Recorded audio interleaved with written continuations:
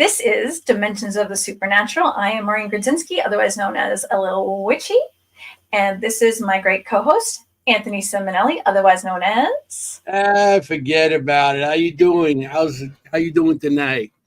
Mr. Forget About It. So, we have a very interesting guest. She is very driven. She had her own team. She now has not one, but dos, that's two in Spanish, haunted locations. Dos Ezequis, of course we know that. Of course we know that. Más cervezas, por favor. So, her name is Jill Shelley. She's here to tell us all about her awesome locations, tell us stories about those places. And Todd and Carmela, we're going to hope that this does not go off the rails. Hi, Virgil. Please behave yourself tonight. You don't want me to block you. This, my good friends, is Jill Shelley. Hey! Hey! How you doing? Good. Thanks for having me. Yeah. I mean, you got two locations. Of course we're going to have you. Holy cow. So does that mean cannoli and tiramisu? No. It's only cannolis. No, it's only tiramisu. No. You seen the picture I sent you, didn't you? Yeah, you did. I loved it. You loved that. Jill, cannoli or tiramisu? Oh, gosh. I don't know. That's a hard call. So it's both. Yeah, depending. Gotta have both. It's one per location. There you go. Okay, yeah. That's right. We don't have to. That's a very tough thing because it's depending what they say, who they're getting the good side of. You know? I'm the cannoli person. I'm the and she's tiramisu. the other person. You know what I'm saying? So now that we have you here, I'm so excited to hear about these locations. I love haunted places, especially Masonic lodges are very secretive. They have little nooks and crannies. They have their own hidden things that they hide from the entire world. But that's your second location. Your first location. Tell us about it and how it all happened. So the first location is the Boyd House. And that's located in Boyd, Minnesota. So real creative with the name there. Okay. But actually, I didn't know the history when I purchased the house as far as who lived there and stuff. But I just kind of want to get up and running. So I just named it after the town and then kind of stuck now. So it's kind of, affectionately known as. But I was just, like I said, I've been a paranormal investigator since 2010. So my team, St. Croix Paranormal, and I just kind of traveled throughout the country. And that's kind of where I got my idea of gosh, that'd be kind of cool to have my own place, be able to do research whenever I want. That's all our dreams. Yeah. But I will tell you the one thing you don't realize when you own it is that you have to maintain it and clean it and all this work. So it's kind of like, I mean, you knew, obviously when you bought it, but then when you really have to live it, you're like, wow, that's a lot of work. So, I don't I don't get to investigate as much as I am cleaning or maintaining or fixing or doing something. But usually when I'm there, I have a voice recorder at least going, just because I do talk to them, and you just never know what you're going to get. And then hopefully, if I'm not too tired, I do get some time to investigate a little bit. But the Boyd House, it wasn't advertised as a haunted location. So in 2018, financially, I was able to purchase something. So I just kind of hit the MLS and just kind of put in my criteria. I did go and look at a couple other places, even some churches, just all kinds of different things. But when I found the Boyd House online, I was immediately drawn to it. I was like, this is the one. I knew this was the house for me. Yeah. And I went to go investigate it. My realtor knew that's what I was looking for. So I would just do mini 2-hour investigations in the day. And so when we first got there, they were running a little bit late. So we were just sitting outside. And my teammate was with me, Donna. And I just kind of casually said, oh, gosh, don't you feel like staring at you? Yep, right through the attic window. So we kind of had that feel, and even when we walked in the house, we had that feel that something was there, but just really standing back. The house had been vacant for about a year or so, not, other than, people coming to look at it. So then I put one of our REM pods out in it's now the library, but they had it as a bedroom. And that went off in about 10, 15 minutes of us being there. And then the spirit box itself said, "Who are you?" A woman had asked us that. So that all kind of made sense. But I was like, what are you going to get in 2 hours? You can't get a whole lot of stuff. And I just reached out to a psychic medium that I really trusted, and she told me a whole bunch of stuff about the house that actually came true after I purchased it, or stories that people came forward to tell me about it. So then we reached out and asked previous owners, and they were like, "Oh God, yeah, there's stuff going on there." so we ended up purchasing it, and I just been getting crazy activity ever since. So how long you been with it on the market as a haunted location to go investigate it now? Not long. It's still new. 2018, is when I got it. And I know that the previous owners didn't investigate, but they did have experiences. They would sometimes see a man with a hat. They heard old time music playing, footsteps, people forward who have slept there as, the family members.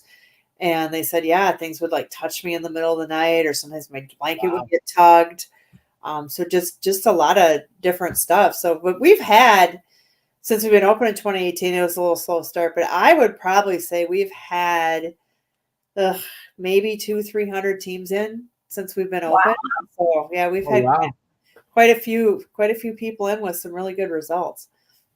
Okay. And do you know, I'm sorry, Anthony, do you know what it was before? Was it just a family homestead? Was it used as a boarding house? Was it a brothel? Was it a home, but they rented out rooms for a doctor or for a person who was trying to teach piano lesson? How they use it for all different types of things. Do you know what it was before? Well, as far as we know, it was just a house that was built in 1901. Our land goes back to 1889. So there's quite a bit of a rich history with that. The Sioux Dakota reservation line is right on the edge of town.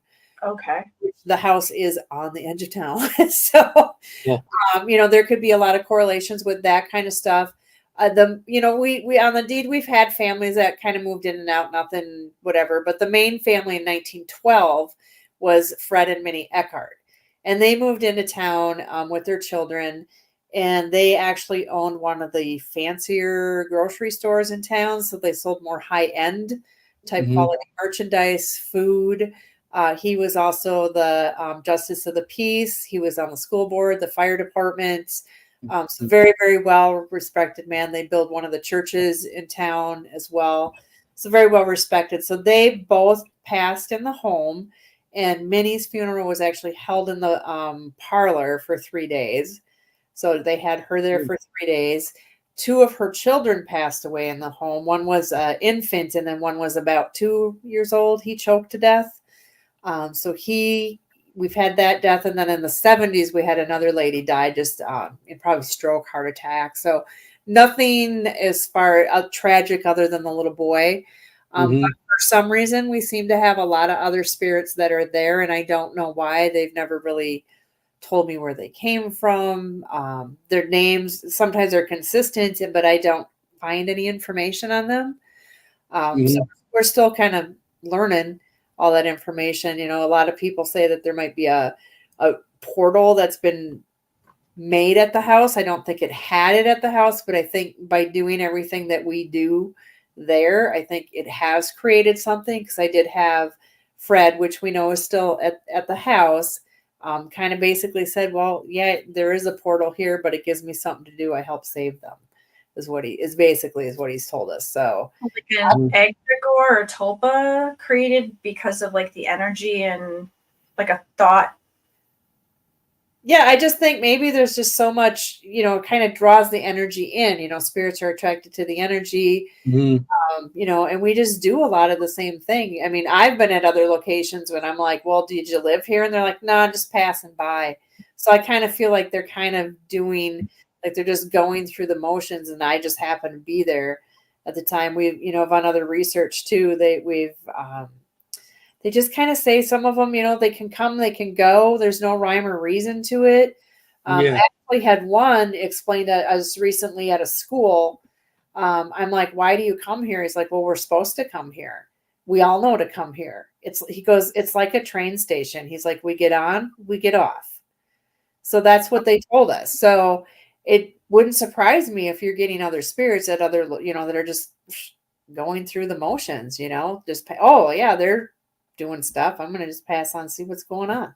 It could be a ley line. And it could be. We're also right. The railroad track runs right directly behind our property as well. And that had a big tie with the town, because back in the day, they had the railroads. That's what their survival was. They actually was a really big town of like 500 people back in the day.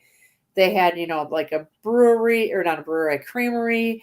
They had grain elevators. They had grocery stores, billiards, bars, hotel. Like they were a big, huge, booming town. Like I got pictures of them, the whole Wild West with the covered wagons and the horses sitting outside. And now it's like a dead town. There's like one or two businesses in town, which of course is one would be the bar and the cafe.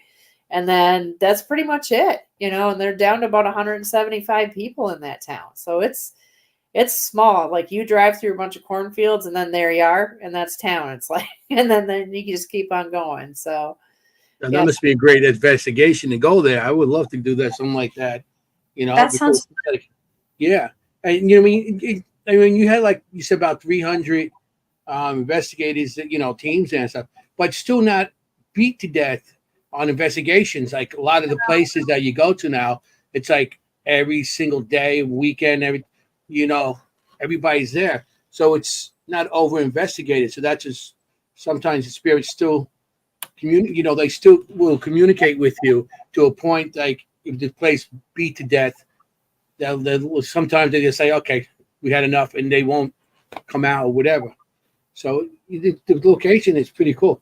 Also, you're right by the ley line for the Indian tribe that was there. The reservations. So you don't know what energy that comes from that too.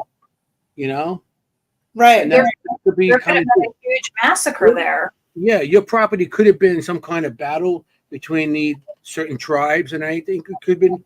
I don't know how far back the history of the land goes, but you don't know what happened there to actually cause, maybe you just reopened the portal. Plus, how many families lived there through the years? You know what they did, religions, or they dabbled into certain things that would open up the portal. So, right, sounds like a great location. Really does. Yeah, just a lot of really good, rich history, and we get quite a bit of paranormal activity that happens at the house. So it's you just never know what you're going to get. Some days it's quiet and nothing happens either. So just depends. And I'm sorry, you said it was the Sioux and the Sioux Dakota reservation line. Sioux Dakota? Yeah. Okay. I'm sorry. I thought you said Lakota. That would make a big difference because they were actually warriors. Like they were always looking for a fight. And that would be very different because remember when we had Doug? He was on our show and he was talking about how it was always a fight. Oh, yes. Better. He was talking about how they're warriors and they're known to fight. They're born to fight. That would have been like a big energy thing. Yeah. Well, plus the railroad. What year was the railroad put down? Well, I know the deed's 1889, so I'm not sure. I think it came around in the 1800s, though, because that was the Minneapolis-St. Louis Railroad that came through there. Because railroads had a lot of incidents with with Indians back then too. So you don't know. They might have went through their land and they're taking their land, and so it could have been almost anything happen on your property. I'm pretty sure that probably happened just based on how close the reservation line is to where the town is. I'm literally, it's like a stone's throw, honestly. Yeah, Lots of derailments as well, or like they would bust right through if a man was crossing with a horse and carriage or horse and buggy. They would just bust it into like splinters. Yeah, and I do know I read, which is weird. I don't know why they did it, but the town didn't allow any slaughtering of animals in town. So I heard that they would take them out to the railroad tracks and do the slaughtering out on the railroad tracks. Oh my gosh! Yeah, and they did have one guy too in the 1900s. Never proven. They thought suicide, but they never ruled out murder either. That one guy jumped in front of the train in the middle of the night. So, so yeah, so there's a little bit of energy going on, as well. And the building of the railroads, the condition those men had to go through was the Chinese and the Irish and blacks, and the conditions they wouldn't feed them. Some of them just died from whatever dysentery, whatever they died of. So, I mean, it could be any kind of condition. And the town, was it a lawless town at one time or just? Well, I said building up. Yeah, I would kind of assume so. I mean, we had the cowboy look to it back in the day. And I do know Fred was Justice of the Peace. And like even he was around during Prohibition too, because I found some old newspaper articles where they arrested somebody for alcohol, that kind of stuff too. So he was how long did it have the house? He was there from 1912 to 1968. Wow, they had the house a long time. Yes. Oh wow. And I heard they had people living in and out of it, and I did have, I don't take everything for worth what psychics say, but just interesting that she mentioned, which, I'm sure it happened back in the day. She said, oh, more people died in that house, but you're not going to find any history on it. Yeah, that's a really good point. And so a lot of times they had houses bigger than what they needed for themselves, so they would rent out rooms. Wouldn't necessarily boarding house, but they would have people board with them. And you can't trust everybody, so there might have been someone who was dangerous, or they might have been a little crazy. Right. Yeah. There's just so much stuff we'll never really know. But yeah, it's just fascinating, just even, it gets a new spirit, but we also have brought the house back to the 1900s. So we kind of restored it that way. We put up the old Victorian wallpaper, just all the antique furniture that we've bought. And so there could be maybe some attachments to that. You don't know. And then of course, I had to fill it up and put, creepy haunted dolls in it. So you got to creep it up. Yeah, you do.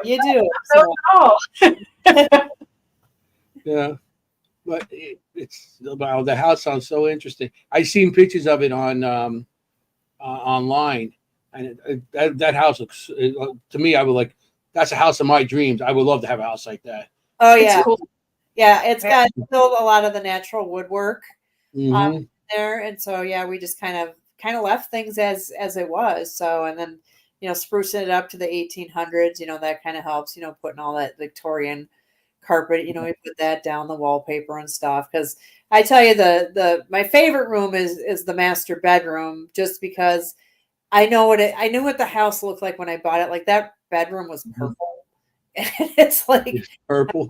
I was like, ugh, I just can't do this. So I put up a black and gold Victorian wallpaper, and it looks really nice in there now. And really dark when the lights go off because I used the black wallpaper. But literally in that room, if you have the door shut, you can't see your hand in front of your face. It's like so dark in there now.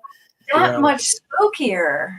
Oh yeah. I usually don't have much problem when I sleep there, but I did have someone tell me that Minnie enjoys the fact and likes the fact that I clean the house. And so she doesn't let the spirits bother me because she wants me to get my rest. So I'm so happy for that, because my fear, honestly, and I don't want to open my eyes in bed and see something like that. Is like my biggest fear. Like, it's okay if I was laying there and I was already awake, but not to wake up and see that would just freak me out way too much. Or wake up 2 feet off your bed. Yeah. Yeah. So that would And like Floating in the air. it is Oh, it man. is a little scary when you're trying to get some rest and you wake up and there's something hovering over your face, or standing there very sternly, like tapping their foot, like, let's get to work here. It's something you don't want to wake up to, for sure, even though you're kind of used to investigating. That's not when you want to be messed with. But I love that you're exploring that. Yeah, it did happen to my husband in the bedroom, because with the older beds, it's a full size bed, so I just bring an air mattress because I'm more comfortable over there. So he told me he woke up in the middle of the night because he thought he heard me yelling his name. And then he opened his eyes and he's like, I saw like a figure standing at the end of the bed, just looking at me. And then I like looked over to where you were sleeping, and I could tell you were sleeping. You were there. You were fine. And then he looked, and then nothing there. But he's like, it was really a dark figure, but it's so dark in that room. Oh my God. He had that, and he also. So here I am, an investigator since 2018. I've seen one shadow figure my entire career. I have never seen a full-blown apparition. Like, that is, I just Holy Grail. Yes, I just want to see it. And yeah, so it was maybe the third time we'd been to the house, and he was coming through, and it was daytime. He came through the front door. He was carrying some stuff. He looked up at the stairs, and he saw a woman with long brown hair wearing white. And then he thought it was me for a second. Then he looked away back, and she was gone. I'm like, are you serious? Why? He's not even a ghost guy. He's just there to support me. He doesn't like investigating. He likes to hear about what I do, but that's about it. So for him to see, I'm like, really? We're talking about the house. How did you start? I mean, you investigated before you did all this. So how did you start, and how did you get it? Why did you get into it? Investigating. Yeah, I think the typical thing, you had that first experience, which kind of launches you in. Mine was at my grandma's house, and I'm kind of like, I wouldn't say I'm psychic, but I get the feels, like I know when something's around, like I just know it. Yeah. And so up in the one room, I always felt like there was something, and I felt like it was always a man, but just like, get out of here. Like, they never wanted you in the room. It was always cold, very uninvited, hated being in it. So I very rarely went in that room. And one particular night I was sleeping there, and my parents were in the other room snoring away, so I knew it wasn't them. My grandma sleeps downstairs. And I just woke up in the middle of the night, just randomly woke up. And then all of a sudden I heard footsteps coming out of that room, coming towards my door. And I'm a kid. I'm probably like 8, 9, whatever. I'm freaking out. My back towards the door. And it stops in front of my door. And you kind of feel it like almost if you were like in a sci-fi movie, how like laser beams come out of the eyes, That's the feeling I got. Like, it was looking through me almost. And it was so intense. And I was just like, oh, and then it just kind of turned around and walked away. And so I like freaked out, threw the blankets over my head, and just waited till morning. I mentioned it to my grandma, who just kind of real nonchalant and was like, oh my gosh, honey, that was just a ghost. He's not going to hurt you. I was like, wait, what? Grandma don't care? Like, it's just like, what? This is kind of fascinating. But I did always like the weird and the macabre anyway. When I was younger, we loved the ghost stories, the scary movies, and so, then I just kind of researched spirits a little bit more, ghosts, back, I'm kind of the old school when we had libraries. So that's the information I was able to get, and anything I would find on TV, documentaries, but then with the advent of the TV shows, that's when I was like, oh my gosh, this is a thing. You can do this for real. So I just started meeting people, just nonchalantly talk. And then one guy's like, oh yeah, I already kind of do that. And then, then we formed our team, and next thing you know, we had like 4 or 5 people. And that's pretty much we've had people come and go, but it's pretty much a core 4 of us. that have stayed together since like 2010, pretty much. It's the way teams are. They come and go. Right. Yeah. So, and now we're not so much focused on the team. It's pretty much we still investigate a little bit. We did 2 this year. We'll probably do maybe 2 or 3 next year. Everybody's kind of took a different path as we all been growing up. Gosh, we were in like our late 20s, early 30s when we started. So, now we're all kind of taking a little bit different things in life right now. But yeah, we'll still do it, but it's more for a fun, which I mean, it always was for fun. And I still like making our little videos that we do. It's just kind of something that reminds us of the trip. Yeah, so that's kind of where we're at. Yeah, I mean that's awesome. And then, what do? You buy a place. You buy a haunted location, just for fun. People collect haunted items. No, you collect haunted locations. Yes, I know, and I'm always an expensive hobby, though. Joking, like I want a third one. My husband's like, "Are you serious? You keep wanting to retire. You're never going to retire if you keep doing that." Listen, don't look this way because I am very bad. Like, I'm not a good one to have in your corner because I'll be like, "Do it, Jill. Do it. Do it. Do it," and I'll have horns on the whole time. Yeah. Oh, I'll totally do it. That's for sure. I gotta get the lodge a little bit more back together, restored a little bit more. And then once I do that, because we did that with the Boyd house, we had to put a new roof on it. We still need to replace some windows yet. Just doing all the painting and the wallpaper and all that. And then regular maintenance and upkeep, because we've had things break down, we've had to replace pipes and all kinds of stuff. It's always a never ending battle when it's just a regular house. It's there, and these old locations like you have, to keep it to that era, you have to use different materials, or it has special things made to keep it, like, because I know to keep the historical part of the location, you can't put anything modern stuff in it. It's like you have to keep it to the original as much as possible. With the locations. Right. Yeah, we try to do that as much as we can. That's why we never really gone on the historical registry, because then they're really strict on what you can do. The one thing with the Boyd house, I left the kitchen as is because it would be so much to restore it. So that's got kind of a 1950s feel to it. So we decorated that such, but then as you meander through the rest of the house, it just brings you back in time with, because we got those old Victorian sofas with the Victrola and just, I love it. Yeah, just little antique and knickknacks and things. And I feel like I'm the only person who shops for dead people, because I'll be at an antique store going, "Oh my God, Minnie would just love this," and so I bring it to her, and then I usually put a REM pod and go, "Hey, if you really like this, just hit the REM pod." She usually does.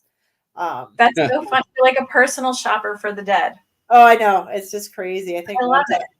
I just wait for the time when somebody says something. Oh, which was funny because we did get a tricycle once for the kids, and a friend of mine was getting it online.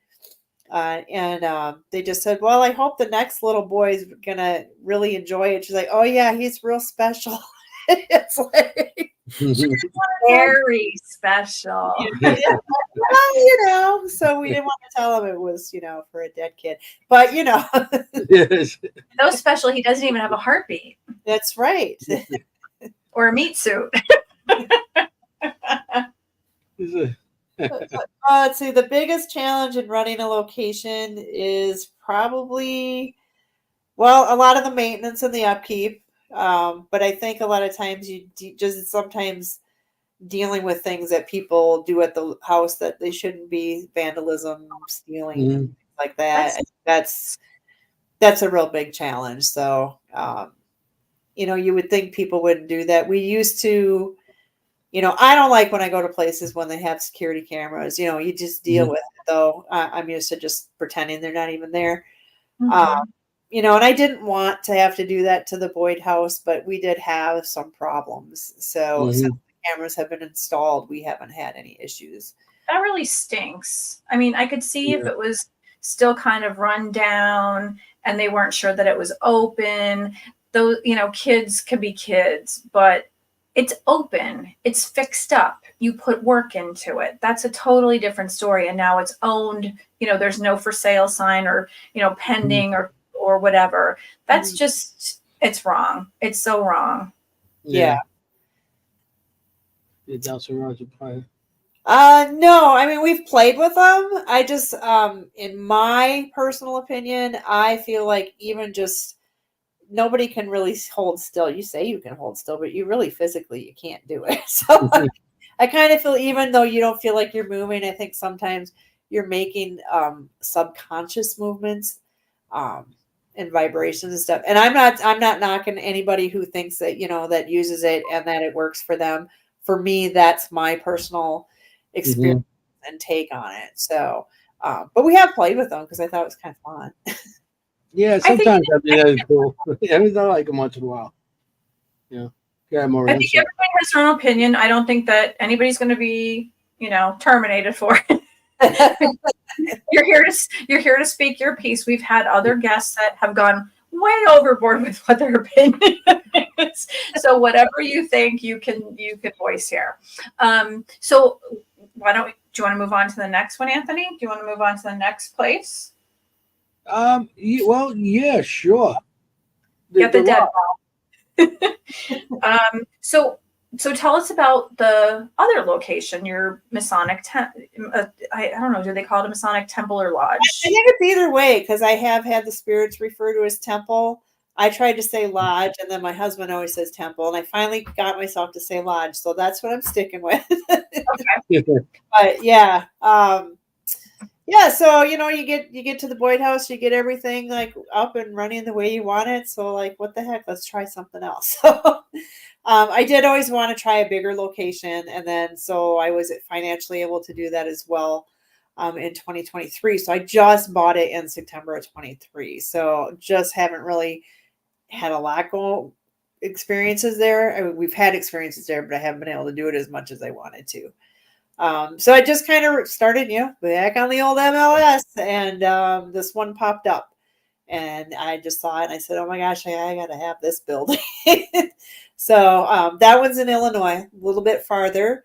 Was not in my plan, but again, I just really felt a draw to this building, and I knew I just had to have it. So we made the 6-hour trek in one day to check it out, and we had. Again, just 2 hours during the day.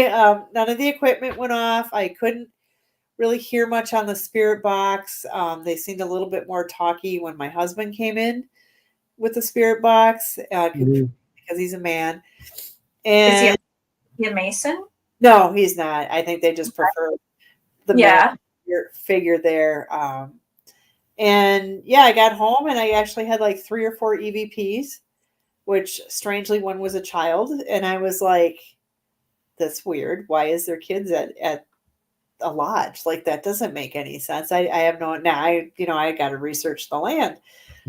So we did come to find out now that it actually was a hotel from the 1800s to the 1900s. So it was I believe it was no, not the Anderson. It'll come back to me. The Arlington Hotel. From then, and then in like 1901 is when the Masons bought it, and then that was run as a lodge since like 2010, 2015. And then they sold it to a guy who was going to make an event center out. It didn't do anything, and then I got it. But yeah, so it's had that long history of Masons. We actually learned that they shared it with the females, the Eastern Stars. So they kind of did all the cooking and that kind of stuff and the cleaning. And then they would have different meeting nights, but they all shared the meeting room, not at the same time, for meetings. They would hold their different rituals in there. So yeah, just a lot of history with that too. And we're still trying to find, information on the hotel. But interesting, I've had people come forward who were Masons back in the day. One gentleman stopped by. He said he was the master Mason for about 70 years. Wow. After we did our hellos, I'm Jill and you're he says, "Have you seen her?" And I go, who? He goes, the woman upstairs. And I says, no, what does she look like? She's got a white dress and she roams the halls. I've seen her several times. So that was not the first person to tell me about this woman who's been seen in this lodge. So we've had so many people come forward, whether they've been in the building doing something, whether they're Mason or Eastern Star, even, different workers, people in town. I mean, they're all coming forward with stories of ghosts to this building, and the whole town knows it's haunted. So it's like, so yeah, I got really lucky on this building, but yeah, so it's just been crazy. Still learning a lot of the history yet, and I think the first time our whole team actually went to stay at the lodge, it was just a crazy night. We were Teresa was in the kitchen making a sandwich, and the other team was just in the other room. I was actually on the phone. Those two were over talking. And all of a sudden I just heard this loud bam. And I was like, should she just drop the cooler on the floor? Like, that was my thought. Like, the cooler hit the floor. It was that loud of a smack. She comes busting through the door. She's like, oh my God, something just slammed something behind me. So we kind of went in and tried to check it out. The only thing that made the exact sound was a cupboard door in the kitchen if you opened it and slammed it shut. And, we'd even go in the other room and recreate that. And I'm like, yep, that was the exact sound. So they had to actually open up one of the cupboards and then slam it shut. Then we also heard like the doorknobs just kind of open, like somebody's trying to open them, the rattle, rattle, rattle, shake. Mm-hmm. And then we even thought at first somebody was trying to get in downstairs. And so, of course, I run to the window. There's absolutely nobody down there. Nobody's outside. It's a very small town as well. Not as small as Boyd. It's 600. It's kind of busy in the summer because they're kind of a river campground type city. So in the fall, it's pretty quiet at night. Not a whole lot going on. So there was not a soul outside. So, yeah, we did audible voices, people being audible voices. They've been seeing figures, shadows. We have no power at the building, and we'll get a lot of EMF equipments going off. Like the weirdest one for me is I was the only one in the building because they went to go get coffee next door, and I don't drink coffee. So I was just, I'll just hang out. I read a prayer from one of the Masonic books that I got. And I had like the tripwire, the EMF tripwire, and it was like running directly at me. And I just started talking, well, hey, did you like that prayer? Was that a good one for you? And all of a sudden you see each of the lights one by one come towards me. But I could also feel this energy coming through the floor to that when it got to my foot, it was like an electric shock or a volt hit my foot where I pulled it up off the floor. And of course, that was so weird because I was going to ask you, did it feel like almost like lightning coming at you? Yeah, almost like that. Yeah, just like this energy. It went so fast, but you could just feel this rush of energy and just this shock on your foot to where it pulled on the floor. And then I think later, a couple of weeks later when I was there, I was the only one upstairs again because Donna was taking a nap. So I was like, I'm bored. I'm going to go just goof off upstairs. Mm-hmm. The REM pods were acting weird with the temperature. Like it kept fluctuating, but both at the same time. And then I could just feel this energy around me, just like the intense goosebumps, just electric all the way around you, pressure in my head. And then I just said, are you guys doing this? And then all of a sudden, all 3 REM pods, 2 in one room, 1 in the other room, hit. Like all the lights went on and like they just went off like crazy. And then I was like, okay, guess that is you, and that was just, I've never felt that amount of, it almost was like electricity. I have never felt that amount of energy in one spot. Wow. Oh my God, I'm up for a road trip already. Yeah, I know. That sounds cool. Yeah. Comment section, road trip. Did you, when you first got it, did you get, did it come with with their altar and their seats and their all their equipment, their rooms and everything like that? So I know they have it in their room. They got an altar, with seats, and they have different locations: north, south, east, west. We just did a Masonic Lodge. The only reason I know that. Right. Yeah, unfortunately, since that other guy came before me, pretty much everything was cleared out. I found some glasses, some cups and things. I don't know if I kept them because I don't know if they were from the lodge or from this guy trying to do stuff. Yeah. I did find like 2 tickets to a play that was put on by the Eastern Star. So I framed that. There was a couple signs that were hung in the kitchen from the Mason Lodge, just you can't remove anything. You have to check with Mary from the Eastern Star, so and there was like her bucket was there, like it's a plastic or the styrofoam cooler, but it says property of Mary Burns, Eastern Star, do not remove. So of course I got that in the kitchen high up. And I think there was just like a pamphlet from like a program that they did because they had like a bunch of patriotic songs and songs that they sang. So I framed that. And then all the skeleton keys for the doors, I found those hidden behind another section. Like I was cleaning and I had my hand up and I heard this ting. I was like, oh, what's that? And it was just all like, I got like 10 or 15 different skeleton keys. That's awesome right there. Yeah, so that's about it. Like I suppose I'd probably have to like tear the walls out or something to find any of the good stuff or any of the hidden stuff. So, maybe in time, you never know. There might be a safe in the wall somewhere, Right. I do ask them, I'm like, you got any secret stuff here? Like, tell me where it is. It'll fix the building. I tell them it's a donation. So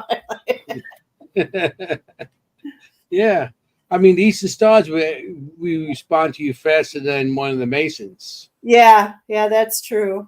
I keep asking the lottery numbers too. I'm not getting that either. Yeah, I think we all try to do that. Anything we do is like, what's the lottery numbers? And I can see all of us are still, paying for our investigations.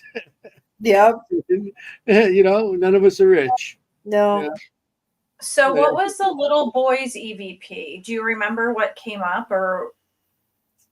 Well, the one it wasn't when I did the walkthrough, it just said my body and that's all I got, but it was a little kid. I'm not sure if it was a boy or girl. But we have, one too of, when I brought, after I bought it and I came back and I investigated, I brought dolls and I got an EVP of a child, and I'm not sure again, male or female, that said, you got dolls. So they were pretty excited about that. And there's a couple other kid EVPs I got off the top of my head. Can't remember what they were, but we had a really, really good Estes session. Teresa is so good at that. We've had many psychics just randomly walk up to her when we're at conventions and go, oh my God, the aura you have, girl, is insane. The amount of energy you attract is crazy. And that's true. When we do investigate too, she's the one who gets a lot of the action. We used to call her the paranormal punching bag because she was the one who always got scratched and pushed. She got to be that lucky person. But she's recently developed, she's been spending a lot of time doing some meditation exercises and things to try to communicate a little bit better. She has been hands down the best Estes person I have ever seen.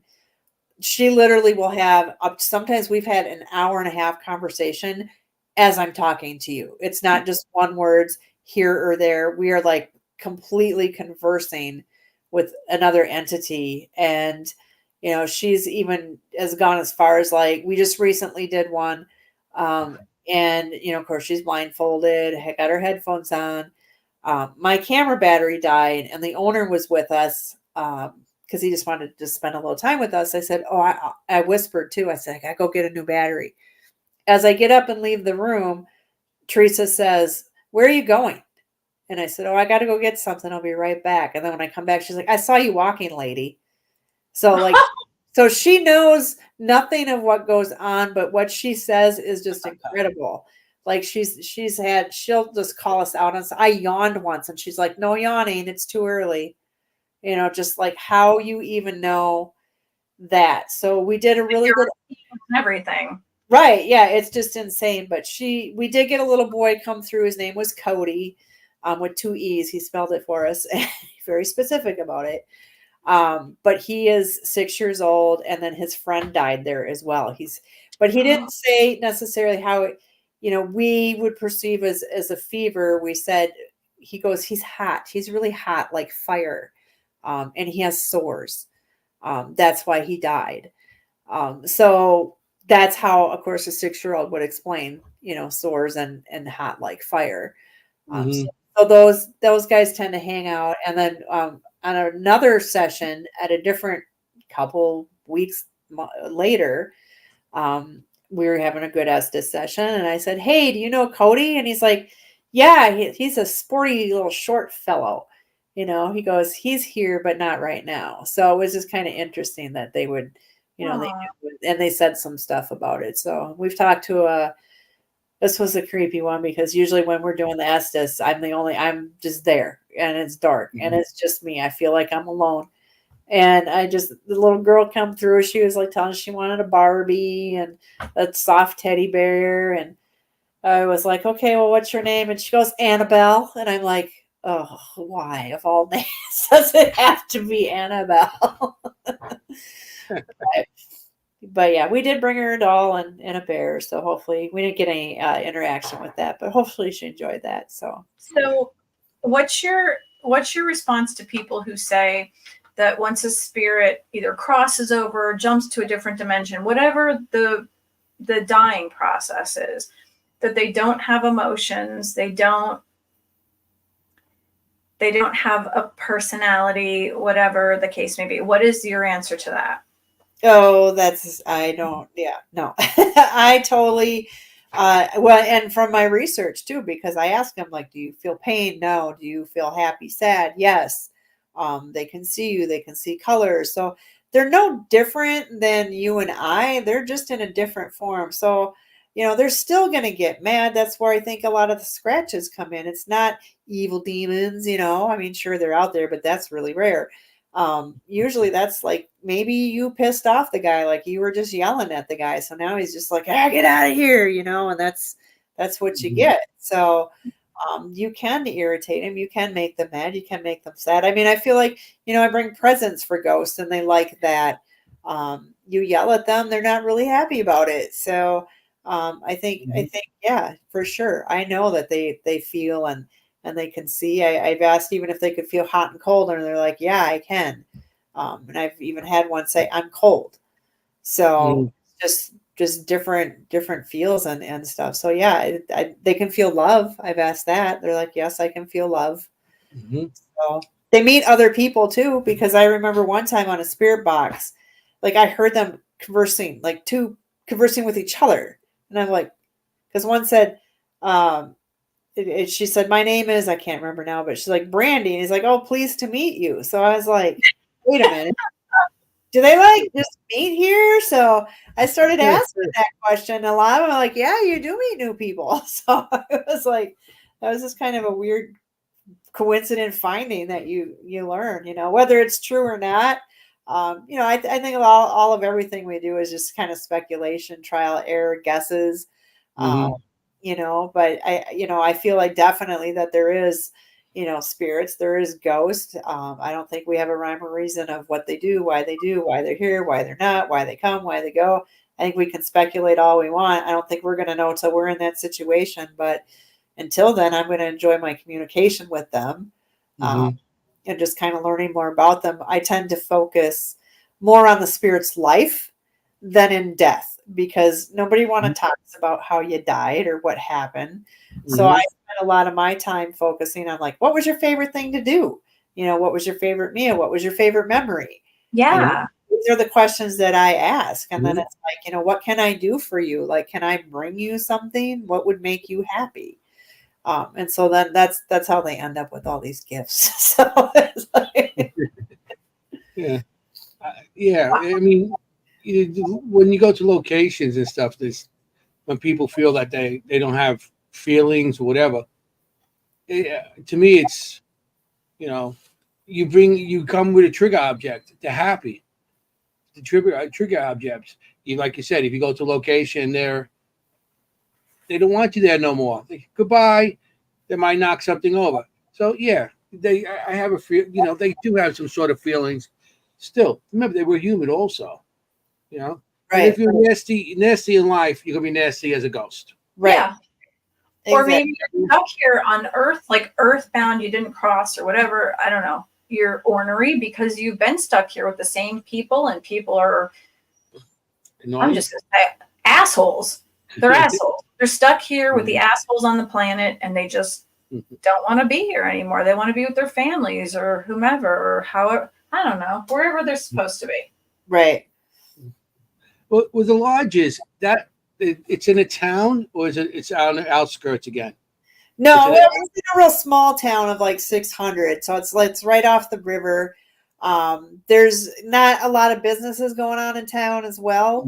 I think that there's like 2 bars, there's a gas station, and just like if you like a laundromat, just very basic things. I would like to get the growth a little bit better. They used to have a lot more, but unfortunately the town was destroyed twice by floods. And I think that's kind of a lot of people lost a business. A lot of businesses got lost that way as well. So, what's the history of the town? Was the town built up from stagecoach era, or was it later on? Well, it was more river, because they're literally, the Mississippi River is 2 blocks from the lodge. Wow. Okay. So it was. Yeah, it was, I believe it was the Veneta brothers in the 1800s. They used to like sell, kind of harvest the wood and then sell it to the steamboats that were coming by.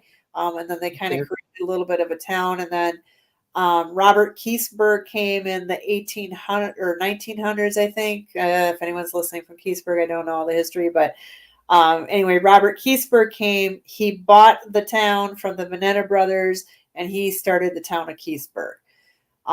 So he made it to what it was. They put like a little mini power plant down there. They had a telephone company. So they slowly got built up to a bigger and bigger town. And I do know the Masons had a big, huge picnic, like 1912, I believe it was, where they brought in like 1,000 people, and they came in by train for this big, giant picnic that the Masons put on. It was the biggest picnic ever. Wow. So yeah, it's got a lot of that history too. So, and this is Keseberg, Illinois. Yeah, Keseberg, Illinois. So it's Keesburg. No, like Keith, Keith. Keith. Yes, probably my Minnesota accent that prevents me from saying it properly. I think it's the way it's coming through with the speakers or something. But I mean, it sounds so similar. It's so. That's so weird.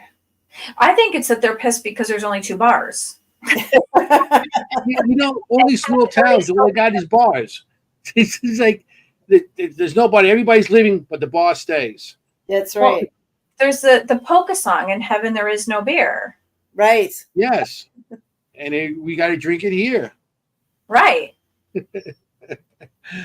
But and there's always a bar still in hell,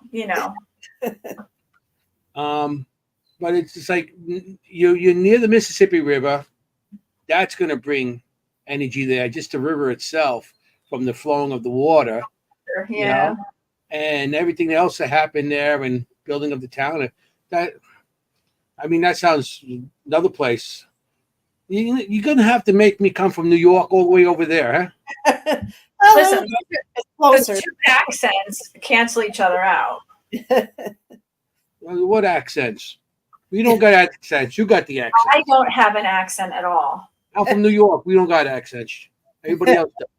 You could tell yourselves that all you want. So, that's so cool. Has anyone ever said that they feel that they've taken something with them, brought something with them, left something there? Any attachments? I think there's one group that said that they feel like a bunch of stuff from, I believe they said the Sally house, because they were there. They got some of the same responses from the Sally house as they did to the Boyd house, that they felt that there was some sort of connection. And I don't know. I don't think it necessarily would be the Boyd to the Sally house. I think it's a connection with them because they were at both locations. Yeah. So I think maybe that might be the case on that, not necessarily because the Sally house is one house I won't ever investigate. So That's top of my bucket list. I'm just too chicken. That's the very top. You know, I mean, I love the paranormal, but I don't like demonic stuff. I've heard too much, you know, and like I said, I would normally just be like, that's what people are saying because that's, demons sell, I guess. I got, That's why I started my team, because of the Sally house. Yeah. And I just had one girl tell me that one time she had really, really bad nightmares before she went. She continued to have them after she went. She said they were so graphic, so vivid. And then she said that they heard a really, really loud thud. And someone just said, "Oh, Jesus Christ." And then they got an EVP that says, "Jesus won't save you." And I'm like, not going anywhere in this house. No. Oh, man. I won't. Like, we went to Saddam's rectory. That was supposed to be demonic. We didn't get that demonic feel, although we did get a really creepy EVP that said, "I want your skin." But, so that was kind of. Really? That's Buffalo Bill. So, yeah. Yeah. But, yeah, so we tried lotion. Put the skin on the lotion.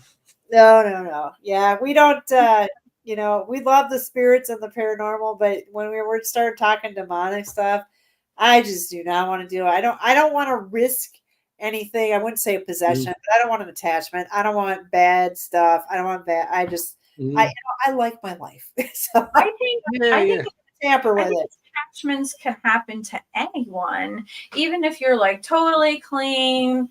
You like, say your prayer or whatever you do, whatever your like thing is before you go, whatever you do when you leave, because I've like grounded myself, protected myself before I go, cleansed myself when I left, told them to stay there, whatever. And Chris Allgood was like, "Oh, honey, you got something, a little like gremlin type elemental stuck to you. No wonder why you feel sluggish and whatever." I think they could still like attach to you, but do you guys think, like, I don't think that there's necessarily anything demonic. I think that like the people here on Earth are evil, twisted jerks. Do you think it's as much demonic as it is like just evil, twisted people that don't move forward? Oh, I don't know. As far as like attachments, I wouldn't necessarily say it's, that they're all evil. It's not, because if that was the case, everybody'd be like getting scratched and pushed and thrown and all kinds of stuff. So I think sometimes it's just, maybe they can't leave on their own, then somehow, they attach to this vessel that then can now take them somewhere else. Right. It's like, "Get me out of here. I can't stand so-and-so," or something. You don't know. Believe that there are demons, or do you just think that they're just like messed up psychos, or they're just touched, or they're just messed up? Well, I kind of feel like that it'd be more of necessary. I wouldn't want to say like devils, demonic, but something more of a stronger nature to be able to do. Yeah, to be able to do some of the more energetic type things they do. I think they have to have a little bit more higher power, so they might be a little bit higher up, versus your regular old spirit that can do whatever it can do. But I think, like they say, just, I wouldn't say devil itself, but just something. I think maybe like an elemental-y type, something with a little more power, I guess. Anthony, what do you think? Are there demons, or do you think that they're just really messed up spirits that have? What I think is, because I've been doing this a long time. I've been doing it since I was 13 years old, and I'm an old man.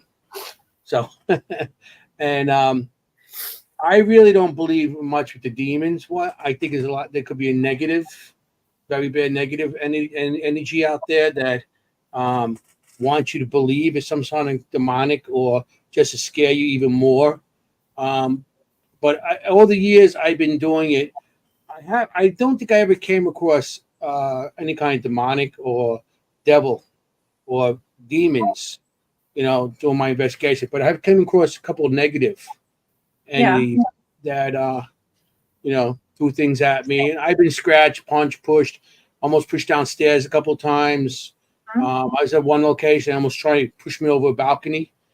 And, I really think it's some of the negativity is because they want you out of their location.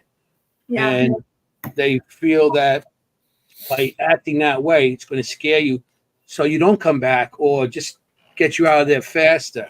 So that's why I feel with demons and stuff. I feel it's just very bad negative energy that might be They out could there. have been like serial killers. They could have been, such horrific people in life that they just keep getting worse and worse and worse because they have so much time to build that energy. Or it could be something that someone has planted, like an egregore or a tulpa or whatever. I don't necessarily believe in demons. I think whatever is negative that you think is like, you have demons in your own head, whatever you create. Yeah. Well, like I said, it's our thoughts, because everybody has their own feelings about that. I mean, if I talk to a demonologist about that, no, not gonna. He's gonna debate me all the way. But so everybody has their own feelings on that, and that's how I feel with my experiences. I've been doing this. Everybody knows in the audience. I've been doing this for 48 years, so I've been out there a long time doing this. So I never came across any kind of demon. And if it's going to pick me up by one leg and throw me across the ceiling, I think it's time to retire. Yeah. Because, when the demons get that powerful, that's time to, or the spirits get that powerful, it's time to, stop. But other than that, but everybody has their own beliefs with that. Well, and I agree with you too about the, the spirits being more of on an angry, try to get you out kind of thing. That's because I tell that when we used to do, we don't anymore, but when we did private homes, I'm like, it's not demonic, it's ticked off about for whatever reason. Yeah. So I do agree with you on that. But again, I feel like there is something that's a little higher that takes it to a whole nother level, not necessarily. I'm not thinking like devil with horns and stuff running around. I just think there's just something that's a little bit more, as you say, negative, because, even when you're talking energy, if you have positive, you have to have a negative. It just doesn't exist without one of the others. I guess if you want to say demonic, it would be more on the negative side. Yeah. Yeah. Because demonic is more like a religious type of, saying, something that's not being understood and, something that's bad. It's more like a religious type, comes out, because I'm a Roman Catholic, so I know all about that. I went to Catholic school and everything, so they made sure those nuns just smacked me in the hand with the ruler. Yeah. You got to learn the Bible. So I understood a lot of the stuff, and, a lot of it is got to do with the way things through religion and everything like that. So demonic, I don't know about, but so get back to the Mississippi River over there and near that. I mean, I'm curious about this. Since go ahead. No, I just want to, with what's going on there. I mean, that location, that town and everything's probably had a lot of energy through the years and everything, and flooding and everything. So maybe that's what happened, and that's why the energy's still at that lodge. Yeah, no, I don't even know. Like I said, we're just basically tapping into it right now to know. We just found out the building across the way belonged to the Oddfellows, and they hated the Masons, and the Masons hated the Oddfellows so much that they wouldn't face their chairs, to face the other building. It always had to be the back of the chair. Really? Yep, because they just didn't like each other. But I'm also, like, a lot of people are telling me, like, half the town is still haunted anyway. So the whole town? Yeah, pretty much. Yeah, it kind of sounds. Wow. You could start tours there. I know. You should. I mean, that might be, you get tours going on there if half the town, because once one location finds out that another location, if they're open, they're going to say, hey, I had this experience. Oh, you want to check this out? You want to check this out? And it just keeps on going. We Jenny Colucci, she's in the audience right now. She Hi, does Jenny. a thing. She does a show. It's called Ghosts of Summersville, New Jersey. She started doing a location here, and now people coming to her and say, we got this. And before she knows it, it's like, well, just keep on going. Everybody wants something, and they come to her. They tell her what's going on, because people do want to tell you, even though they feel, how it is. Throughout the years, we weren't allowed to talk about all this, so a lot of people to this day keep it to themselves until they find out. Like, you do what? You look for ghosts? Oh, I got a story. Yep. And then they start telling you to get it off their chest. So that's how it, you may be able to make something out of that. Yeah, that's a good idea. Something to check into. Because why not? If I'm there, I'll go on one of your tours. Yeah, that'd be fun. Yeah, that would be good. Because, the whole town has some sort of activity. Like I said, there's been floods there. So, between, disasters, people losing businesses, there might be some lives lost there, or, people just sometimes they pass. It's not that they're haunting their location.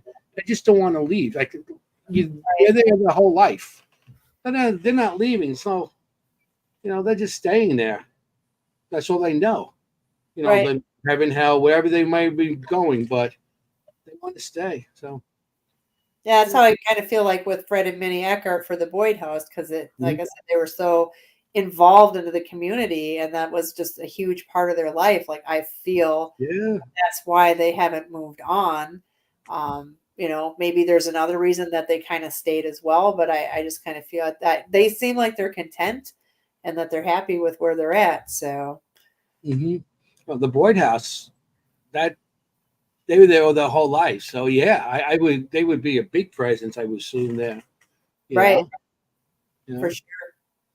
And Minnie's probably protecting you if anything else is negative there. She's probably watching over you, making sure nothing happens. Yeah, I was told that by a psychic. We even had him. Was funny that, the reason I trusted what he had to say is he didn't know me from anything. I think I had a picture of of my house on a T-shirt. I was at a convention and I was just walking around talking to people, and I just stopped and talked to him, and I didn't even know he was a psychic because he was actually helping a friend sell artwork. And I just started stopping and talking, and then he's like, oh yeah, I like to go in and collaborate with paranormal teams because I like to go in first and then see what I get and then see what they get and see if we get the same thing. And I was like, oh really? That would be really cool. That's something I would love for you to do to my house. And then it's like he locked eyes with me and then the floodgate opened. Like, he just started talking about stuff that there's no way he would even know. He doesn't know who I am or anything. But I don't make announcements like, oh, hey, look at our wallpaper that we just put up. He started laughing, and he goes, somebody in that house was wallpapering and didn't know what they were doing, and the spirits were laughing and they thought it was funny. Now, my husband and I have never wallpapered a day in our life. We YouTubed it. There was a lot of arguing going on and a lot of mistakes being made. So it was just interesting that the psychic brings that particular thing up when that's what happened and nobody knows about it. So yeah, that's awesome. When psychic brings up things, you're like, how would you know? Especially if you just met them. Right. And he didn't know anything about the Boyd House, anything like that. So that was when we were relatively new. A lot of people now like, oh, I heard of the Boyd and things, but at that particular time, it was probably our first year out. So not a lot of people had heard about us or anything. So it's just at conventions getting our name out. So yeah, we got it. You guys get a lot of snow out there? In the winter we do. Not this year. We had hardly any snow. It was like a great winter for me because I hate snow. But yes, we do get a lot of snow. Yeah. Does Ronald the ERT radio. You see in the he's the guy that runs this station. But he lives out there, and he's always complaining about snow. And it's like he's like, "Oh, I got 6 feet of snow," and I'm here in Queens, like, I got none. Yeah, he just said that he's like an hour and a half from there. Is he? Yeah, he said he never heard of that city or town or whatever before, but he looked it up and he said he's an hour and a half from there, so he'll have to stop there. Yeah, Ronald, you go down there, you take some pictures. Go down there. He likes to drive and video and do a show from his car, like driving. So the location's only hour and a half. Ronald, drive down there, hour and a half. That's a quick drive. Yeah. He's driven 25 hours to get to places. He drove there to upstate New York. And where else? And Gettysburg. He's been to Gettysburg. He drives 25 hours out. So an hour and a half for him is just a drop in the bucket. Yeah. You know? So Ron, get there. Get his information. Road trip, Ronald. Yes. So Todd and Carmela would like to know, have you heard disembodied voices at either location? That was actually one of my questions. The Boyd House I have a couple of times. One of the times I was laying in bed, I woke up. It was early morning. Was just kind of just laying in bed. We have the old-fashioned grates that go through to the floors, so you can hear what's going on from all the floors. Mm-hmm. And the bedroom is right above the kitchen, which we get a lot of activity in the kitchen. Well, I heard women talking, and I couldn't make out what they were saying, but you could hear women talking. And I was like, oh, the girls are up. I guess I'll just get up. I'll go down. I go down there. They're all sound asleep. Like nobody's talking at all. So, and other people have heard children's voices. I picked up a $5 bill and was sworn at. I audibly heard that. I just said, "Oh, I'm taking this $5." It was like, they didn't like that. And I think one of the weird ones that we did have is we were both. Latrice was in the kitchen cleaning, and I was cleaning we have a shelf above the stairwell of gifts that we have given Minnie, and one of a fern, because we were told by her great grandsons and stuff that she loved ferns. So we bought a fake fern as an offering, and I picked it up to wipe under it, and I heard a woman say two things, but I didn't know what she had said, and it almost sounded electronic-y to me. Mm-hmm. My first thought was Teresa turned on the spirit box. She's bored in there. She turned on the spirit box. And mind you, this happens all within seconds. But I go, what did you say? And she goes, I didn't say anything. She's like, I heard a woman say, leave it. And I said, well, I just picked up the fern. So it was interesting. Wow. We both heard it. She heard what she said. I just heard the voice. Mm-hmm. So yeah, that was kind of a cool thing to have. So that's awesome. We had something like that we discussed on the show. So I went investigating at Pennhurst with my husband and my son, and we went into, have you ever been there, Joe? No. Okay. Pennsylvania. Yeah. So it's in Pennsylvania, and it's a kind of a far distance for us, and we had to make a long drive, and it's a big campus. We were only allowed to go into certain buildings. And there's this area called Candyland in the basement, and that was where they kind of played, but it was pitch freaking black in this area. I went in with my husband, my son, and one of my friends from one of the other teams, and we literally sat there in blackness. I mean, I couldn't see this far from my face. And all of a sudden I hear my son say, I can't do this. And he puts his light on and turns it back off. And then he goes, I can't do this. And he puts his light back on. I said, Chris, you're really going to have to kind of do what you can. And I'm sitting there, and I felt something literally run its body across the brim of my baseball hat. And then I flicked my light on and I go, I'm sorry, guys, I can't. It did it again. And I said, I'm going to have to put my light on, but put it between my knees because it's just, I felt my heart. It was pounding out of my chest. And then we started this thing where they said, if you clap your hands, you'll hear the clap back. We tried that. It didn't work. And then finally we said, all right, we give up. We're just going to walk out. I stood up and I immediately started to gag and almost vomit. And I'm like, I'm done with this room. I'm done. So my husband took these pictures and I looked at it and I said, do you not see this person in this picture? Plus there was like a beam of light that was directed right into my head. And I think that that's whatever it was that made me sick. So all of a sudden I'm like, we need to go back to look at this, whatever it is. My son stayed with this other woman, the other guy from the team and the girl from the team that was with us. We all went back to this room and we hear, and I forgot that I left my phone on recording. It's in my back pocket. My son and this woman start screaming, did you guys hear that? Did you guys hear? We didn't hear anything. We run back. They said, you need to hear this. You hear this woman screaming bloody murder. And I'm like, when did that happen? They said, as soon as you walk down the hall. So they were at the intersection. We get down the hall. As soon as we turn the corner, they said that's when it happened. We would have heard everything because it happened where we were. That's where they heard it. I get home. I play back the recording. It's on my recorder in my pocket, the same scream, but it sounded further away, but it was where we were. So we had this conversation as we had the show. Remember, Anthony, about the sound envelope? Mm-hmm.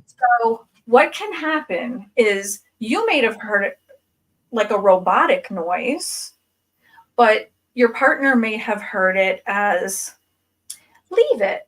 Someone else might hear leave it because it's the way they want you to hear it. Mm-hmm. It's the pocket of the noise, and someone else may not have heard it at all.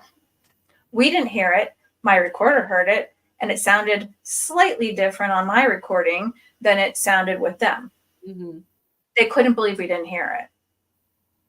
So it's called a sound envelope. I had no idea what this thing was, and I had to go and research the hell out of it because I was like, yeah, I know what that is. I had no idea what it was, but that's what that is. So bringing this up again tonight, this is all starting to come together because people are starting to say, this happened, that happened, this happened, and it's a real thing. So that's a really interesting story that it sounded that way, but it didn't sound that way for somebody else. Right.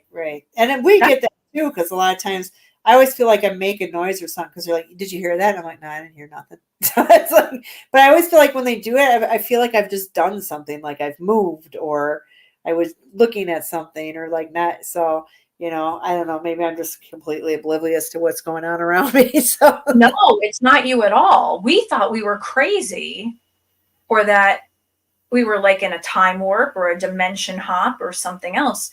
It's not. It's called a sound envelope. Interesting. Mm-hmm. Yeah, it really is. How difficult is it to own two places so far away from each other? Do you have like a property manager who takes care of the other, or like do you time hop? Yeah, I do. I do have people that mow the lawn. They got to do that kind of stuff for the city. But everything's, really self-sufficient. Like I do have lock codes for people to get in. And, like I said, a majority of the people are really respectful. I've met a lot of really great people who are into the paranormal. They're all very respectful for the most part. But, they just clean up after themselves. Like you have to take the trash out when you're done. And everybody's been real good about doing that. I do actually have a few people, which I just like kudos to them. Like they'll message me and say, yeah, we had a great night. I vacuumed for you. people have done that. I get down there as much as I can. The lodge doesn't need cleaning like the Boyd does because the lodge is the lodge, but the Boyd's more, it's like a home. We have bathrooms and that kind of stuff. But I leave plenty of supplies. But I have made deals with people. I'm like, hey, I'll give you a discount, or I won't charge you for a second night if you clean the place. So yeah, it gets maintained in between, and then I get down there because I have to provide snacks, and people like snacks. So I have to restock all those. So We all need to eat. You need that 2 a.m. snack to keep you going. Yeah. So it started with a few things, and then now it just kind of blew up. My husband, he's like, why are you spending so much money on snacks? I'm like, because people like them. And then every time I get people like doing live Facebook and they're like, and look, snacks, this is great. Or people make comments on the snacks I pointed out to. I go, do you see? People like the snacks. Mm-hmm. So, any cannolis there? No cannoli. Oh. I don't know about this. We got to talk about this. No it's cannoli. the charcuterie tray with the gabagool. The gabagool. We need some gabagool. I got gabagool. Gardettos might be kind of close. I don't know. So, is it like? I guess you can't say that some people like one more than the other because they're in two totally different locations. They can't pick or choose because one's in Illinois, one's in Minnesota. Do you find personally that you think one is better than the other? It's hard because Boyd's my baby. Like that's what I started. Choosing a better child, really. Yeah, so it's hard. I think you get just different experiences at both places. So it just kind of depends on what you're in the mood for, really. I mean, they're all both. I've never had anything negative, evil, anything bad happen at either locations thus far. So it just kind of depends on what you're looking for. But all of our spirits seem to be really friendly, that they want to interact. They want to play, they want to do stuff. So yeah, it's just kind of, I guess right now I'm more favoring the lodge because it's new and I want to get in there and I want to do more stuff, do more research, just kind of just get more of a feel for the building itself. So yeah. It's hard being far away, and we're pretty booked up for Saturdays, and I work full time. So that for me is pretty much my only day to get there, and I can't because everybody's there. But I'll get out there on certain days. So the Boyd, is that B&B or is it just? It's just for the paranormal. Now anybody can rent it. Like I'm not like, oh, you're not a ghost hunter, you can't come in here. Because we actually, we're open to anybody who wants to experience the paranormal. We actually at the Boyd House do provide some paranormal equipment for those that don't have any. So nothing super fancy, but we got like a voice recorder, a K2 meter, motion detector, a spirit box, the spirit balls, just some real basic things. So you're not sitting there twiddling your thumbs in this house and, hoping that, because I think sometimes the people who come that aren't investigators and they just want to experience it, I think they feel like it's going to be like the TV movies because we all know it's not. But it gives them something to do. And we put a little book together too of like pictures of what they are, how it works, what it does, why it works. So, we're doing a little bit of education too. So. Yeah. Well, everybody expects what they see in the movies and right. Especially newcomers or what they see on TikTok or whatever. And they feel when they go into location, it has to be right there. As soon as you walk in, things floating around and things going off the shelves and, and all the lights going off on all the items. That's what they expect. But yeah, it's not like that. No, it's like, I call it like the paranormal. What we do is like fishing. You can sit out there all day and not get nothing, but you still enjoy it. Right. Exactly. I always say a bad day at investigating and paranormal is still better than a good day at work. Yeah. Always. Always. I'd rather be out there in some kind of wet, dark location with the rain coming down or mud all over the place. It's just looking for ghosts. Yep. That sounds more like Sasquatch to me. Well, what's the difference? It doesn't bother me either way. What's the It's difference? You can go for Sasquatch. You're still going to have to walk through somewhere that's wet and muddy. Sasquatch, ghost, even aliens, UFOs. Yeah. We just have to go somewhere, and that's what we do. That's why we're called Dimensions of the Supernatural. That's why. We do everything. Our comment section's real quiet tonight. This is interesting. They're really loving this. They're just really paying attention quietly. This is weird. Yeah. They must love it, Jill. This is really interesting. They love the history. They love history. Yeah. They love getting the background on things. It's so different. Like each of your places, that one was kind of like a wealthy family with such a rich background, and they've done so many different things. And then you have the total opposite, where people were kind of going, it's almost like a ritualistic all male thing. And I think it's really funny how Minnie's there to protect you, because back in those days, women didn't have the upper hand, and she's just she's got her dukes up for you. That's Mary, isn't it? The lodge? That's Mary.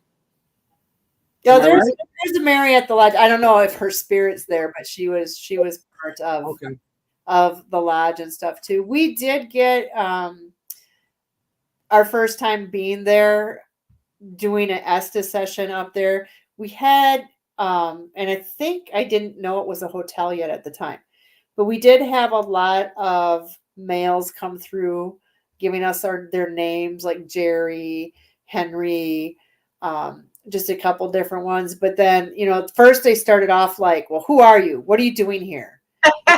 They were really questioning. And I said, well, I'm going to make this a better building, and, kind of talked about things. And then they said, well, we acknowledge your work here.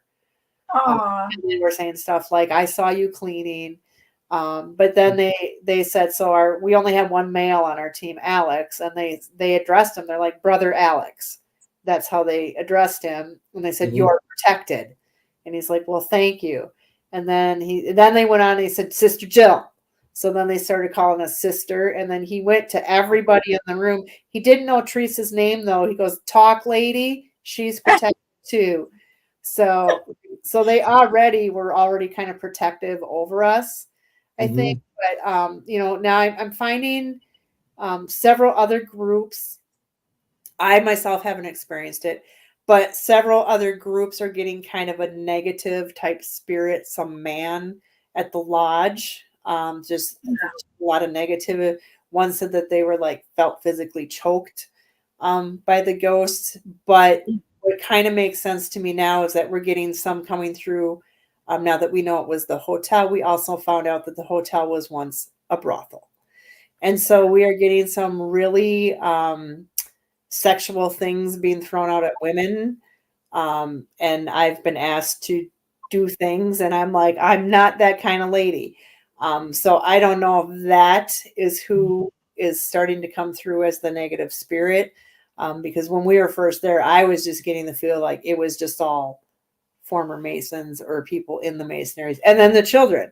And then there's women, there's women there too, because again, it was the hotel.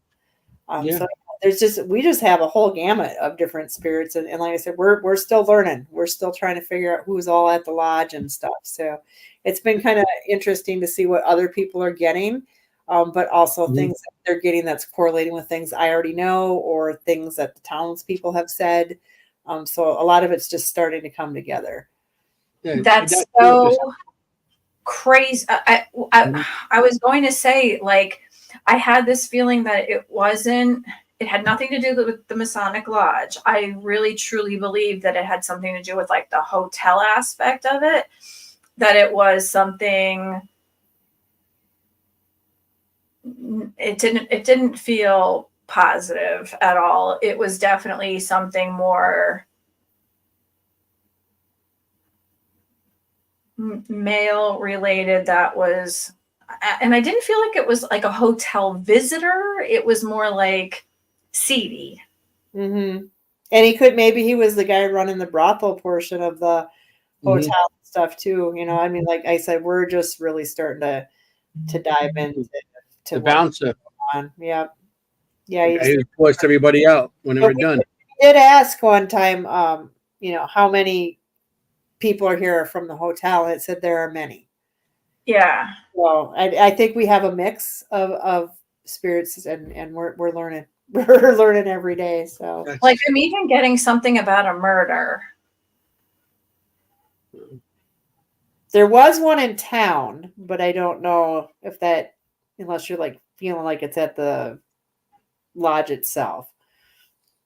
No, like when it was a hotel, okay. Like the brothel-y part of it, like one of the women didn't do what they wanted him to do.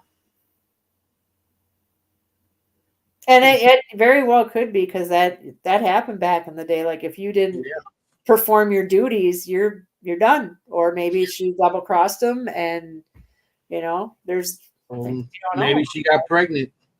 I feel like terrified of this person, and my heart's pounding, and I feel like on my knees clutching whatever I have on.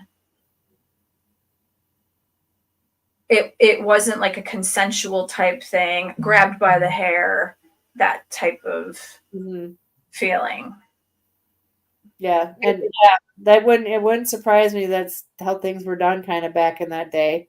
I'm sure we'll never find anything about that, like written, on paper or something. But especially back then, the records were so, like, I got one picture, and I even went to, when we spent like a whole week of April down at the lodge getting things ready before we opened in May for investigators.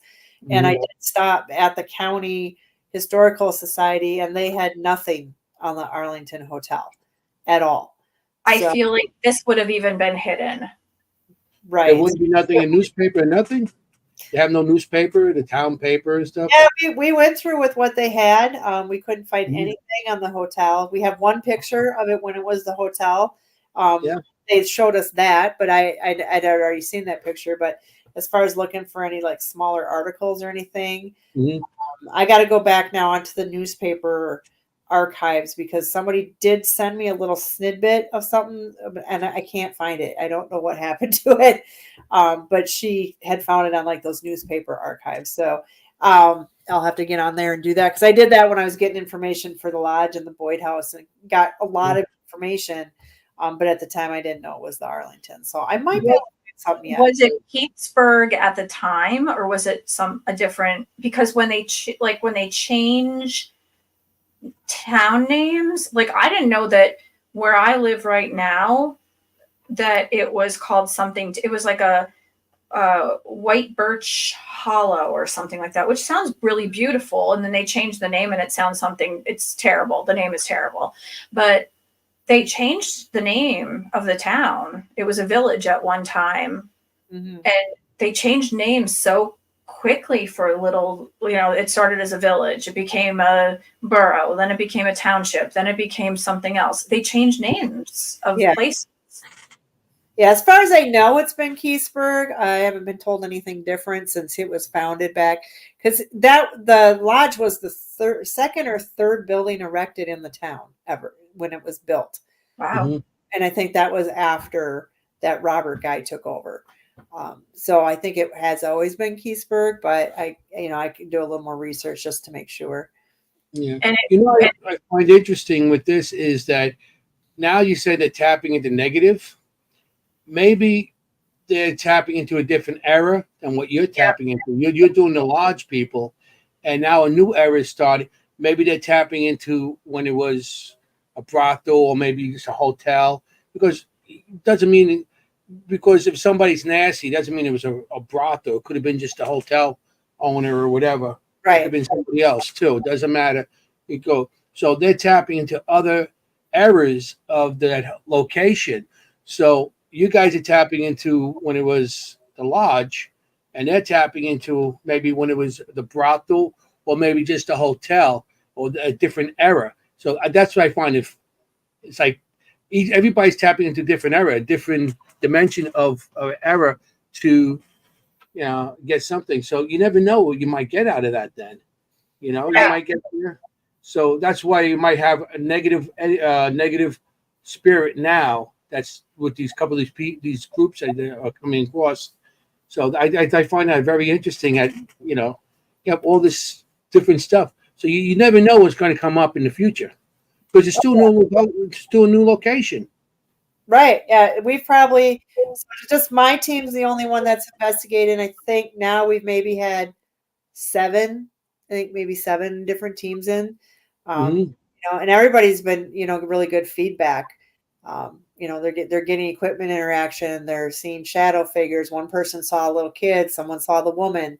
So there is stuff happening and things going on. And I just think the more energy that people bring to the place, it might start getting some things stirred up a little bit more too. And it takes time too. I mean, same with Boyd House. You go to these places that like you say, over investigated. Those spirits know what a REM pod is. They know what it's called. They know what it does. They know how it works. You go to these newer places. Like I had to almost teach my spirits what these things were. I explained them. I mean, if you think of it, if you're in the 1900s and I throw this REM pod at you, do you want to touch it? Probably not. It's weird looking. It makes weird noises. You don't know. So I think they got to learn a little bit. We actually did have one. I had this was at the lodge. I had the laser grid up, and it was the new ones where it's more like the red squares. So it kind of looks like an inside of a toaster, if you know. And the one spirit says, "That's hot." And I said, "No, it's not hot. You can touch it." "No, it'll burn me." I said, "No, it won't burn you." And they're like, "Well, you touch it first." And, so then I showed them. I go, "See, I didn't get burned." So it's like, they don't really know. This is all new stuff. They don't know what it is. So I just kind of explained. So I spent a lot of time explaining what things are and how they work. A little bit different, like you say, you go to one that's already been, they know what that stuff is. So you just say, "Hey, touch the REM pod." They know what it is. So yeah, they're hitting the equipment though. They're learning pretty fast. Yeah, I mean, it makes sense. They see something red, even if it was that era. You put a piece of metal in the fire, it comes out what's red. So they assume that red metal is gonna, they know red metal that's hot. It's gonna burn them. So now they see a red light on the wall, which we know is just a laser grid. They're assuming that's hot, right? Because that's what they're relating to because of the color, not so much what it is, just the color. Right. So exactly. That's interesting. So that does give you kind of an era of time also, because if it was like in the 60s or 70s, 80s, we know what things look like with batteries in them. They did have toys back then that did light up. Right. But go back and, and they did have red colors and stuff like that. So they would say, okay, it's a toy or something. But you go back in time where they didn't have those little batteries, little portable batteries to put into toys, going from maybe the 40s back, even some of the 50s, going back in time. So that makes more sense. They see a color red, it's going to burn them. So that gives you like an era of time between the late 1900s to the the 1940s or 50s. So it's still a big distance of time, but it shows you more of a time period. That makes that's how I look at things when I do investigation. I try to make sense out of everything that comes, and that's one of the things. If they're afraid of the heat from the red light, that gives me a time period to investigate from that time to this time. So, like in the Boyd House, it could be the original owners, from they were already up to the 60s. Or if it's from the lodge, it might go back in time when it was, like I said, it gives you that era of time to investigate. So if you get that little bit error, you might be able to ask EVP questions, of that time, and you might get better results on that. So that's how I do it. Everybody does really different. Like I said, I got my own way of doing things, but that's how I look into, you get an error of time now. So that's pretty interesting to me. Yeah, it is. It's cool. Like you're always learning new ways to come up with how to improve it, your Mhm. validation questions and stuff too. So it's always good to talk to people too, because then you get ideas. You know. Yeah. Hmm. I'm learning every time I go out there. I've been doing, like you said, been doing it a long time. Every time I go out there, it could be a new guy, a new person that just started a couple of years ago, to people that have been. I'm always learning something new, Hmm. and we're paranormal investigators. That's what we do. You got to Yeah. keep open mind. You got to learn. You're still learning as you go along, because you know how to do something.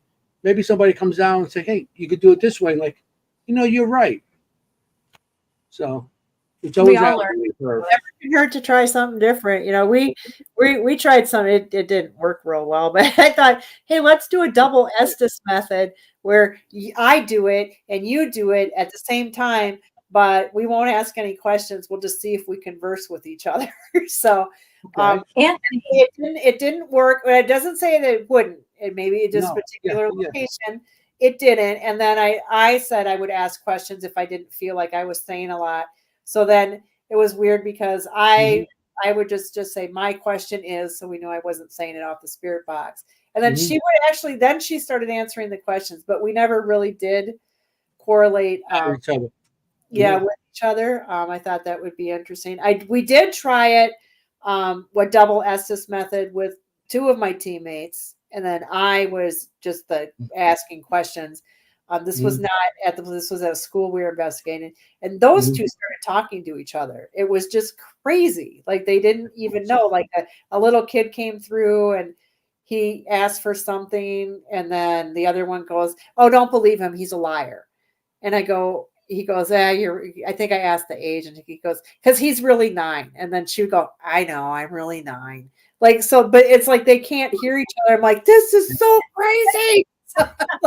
I love that. That's what I'm pretty much known for now.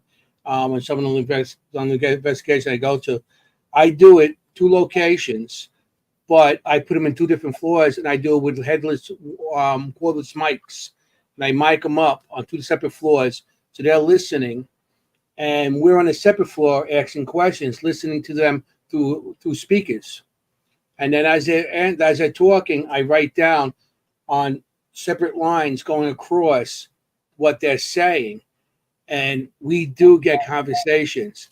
I've done this so many times. You catch Jenny in the audience. She's one of my partners that I do that with, and it works. Sometimes it works great, and they communicate. I mean, we have one place. Matter of fact, Ron and Lourdes in the audience right now, and we did it with them. We did it with Lourdes, and um, we were asking questions. We had people on 2 separate floors, and the location we were in was it's the Chrysler Mansion, and it's owned by it was at one time the mob were killing people there. They were doing their thing, but they used to have parties there. But we had 2 separate floors, and the woman on the second floor and a guy in the basement, and we're asking questions, and the woman on the second floor was like asking for help, like she was pregnant, that she was murdered, and the guy in the basement is telling her to shut the effing up, shut up, and kept on cursing at her as she was asking for help. So it was like the two comments. It was like they were going back and forth. He was telling her to shut up, and they were on 2 separate floors. So I love when that happens. I mean, try that way. Get the Yeah, cordless mics with the headset. Get a cordless mic with the headset. You get 2 of them, and then you have the whole setup. You get two little speakers that are battery operated, like those guitar speakers they use for when they're in the subway. Well, not subways by you, but subways by me. But when they do the performance on the street stuff, you get two of those speakers, and then you get somebody on the book. And as they're talking, you go back and forth, and then at the end, you read. It's like they were actually talking to each other. So yeah, cool. you got to give that a try. And then you put in 2 separate rooms, and then you're in a room, so they can't even hear you even asking questions, and then they can't hear each other, and it works pretty good. Yeah, Yeah, I'll try that. I love the spirit box is like my favorite thing. Like I yeah. own like several different variations of them. Teresa has a bunch. Because I just love the science behind it and how they work. And, you know, with the Estes, that's just opened up a whole new world there. Yeah. It's just been super fun. Yeah, that Estes was actually created in the Stanley Hotel. Yep. That's where they first started it. That's what, you know, continued going. So yeah, I love when they talk to each other. And I mean, you had an experience where they actually talk to each other too. Try this way, and there's nobody could tell you that they're hearing anything you're saying because they're not even in the same floor. Right. You know, okay? It's Because you always have amazing. that person, they're hearing you. They're hearing you. They're not hearing you. They're not in the same floor. You know, you put the setup like if you're going to do the regular the experiment, and then just add a cordless wireless mic, you know, the headset one, and you just bring it. It works great. Really nice. Yeah, definitely. I'll try that out. You know? Yeah, we did that at the Shanley with Lourdes, and I don't know who was very good at it. Yeah. I Lourdes don't like know who was the other one, but it was amazing to see this. And when Anthony showed me the paper and I was looking, I was sitting with Lourdes, and I know for a fact that she didn't hear what anybody was saying because we were in a totally different section on another floor. And whomever was in the other section, it was literally back and forth, like not a question answer, or, you know, talking back and forth, having a full blown conversation. So I was hearing what Lourdes was saying, and, you know, whatever the person was saying that was with Anthony or, you know, wherever else they were, it was undeniable. It's unbelievable to see this. Yeah. Wow, very cool. Pretty cool.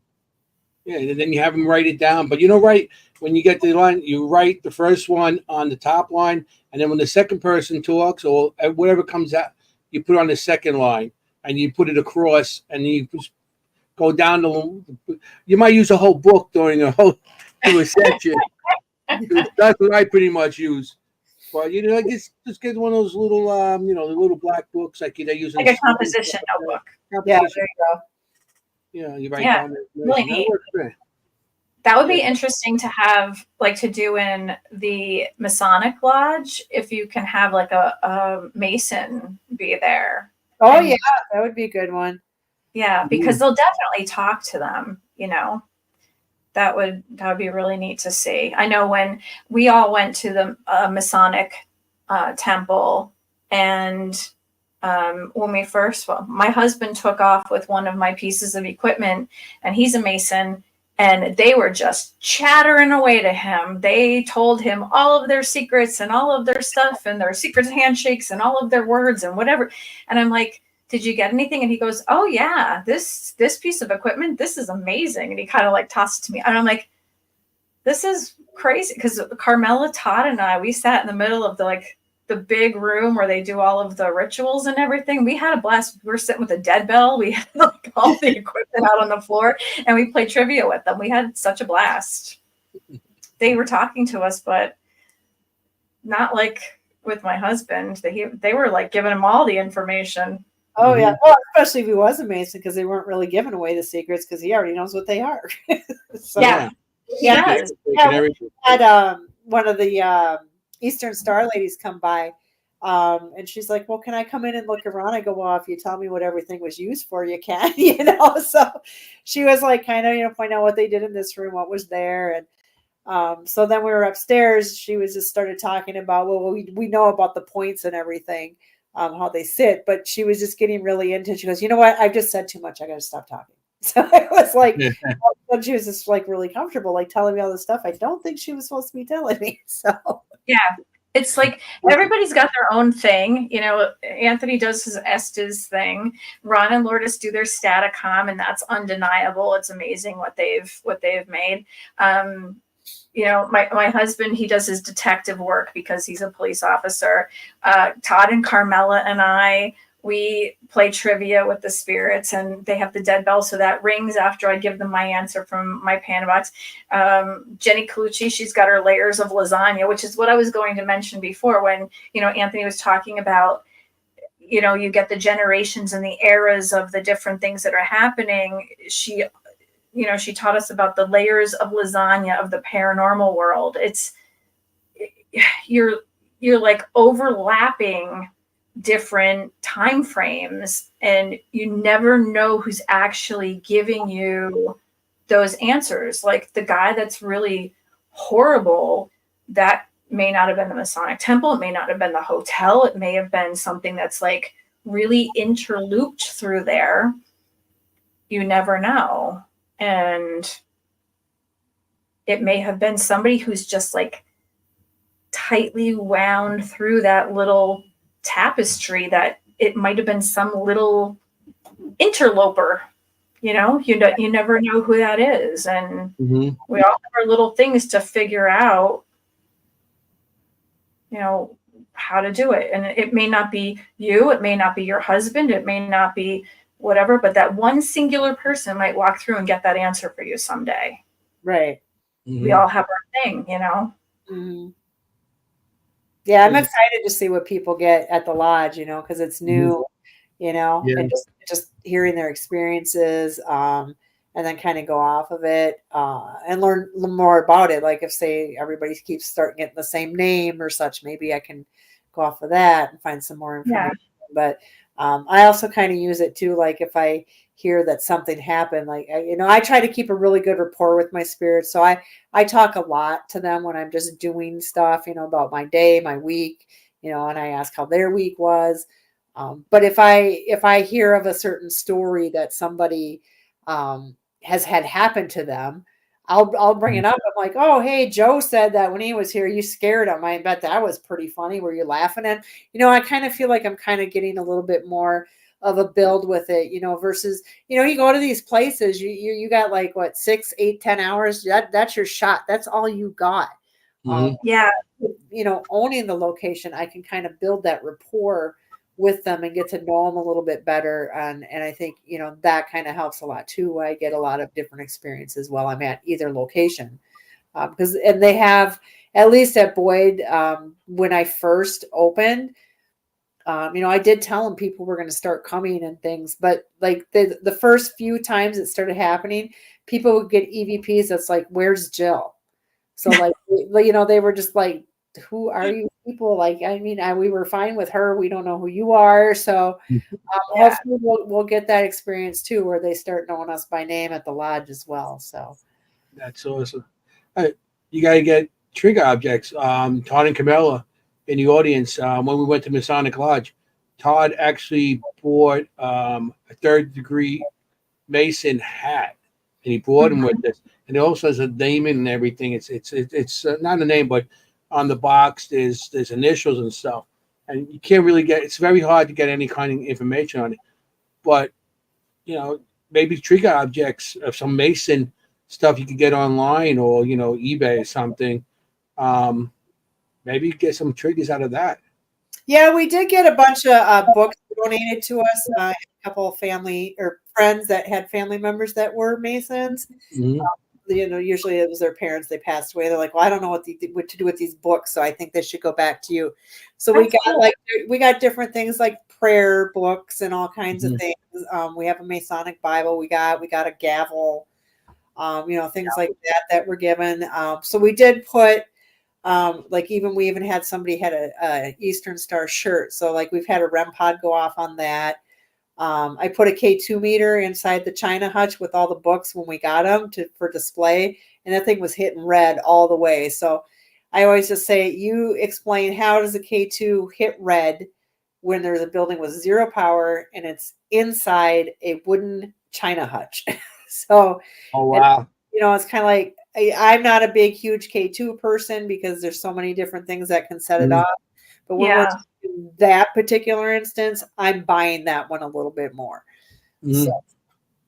Yeah, K2 could be set up for almost anything, you know, so it's very delicate. From a plane, I had planes going overhead setting it off. So, you know, but when you're in a location, it has no power and there's nothing there to actually trigger it. That's awesome when it goes off like that. Yeah, you know, with the K2. Yeah, so we're hoping to get more Masonic stuff. We did get a couple. I was at the antique stores and got a couple of the more of a patriotic type pictures, you know, where they had like we have one with like Betsy Ross doing the flag, and then we have some of, some from the 1776. We found a big metal plate with those on there. So we hung that. They seem to really like that stuff.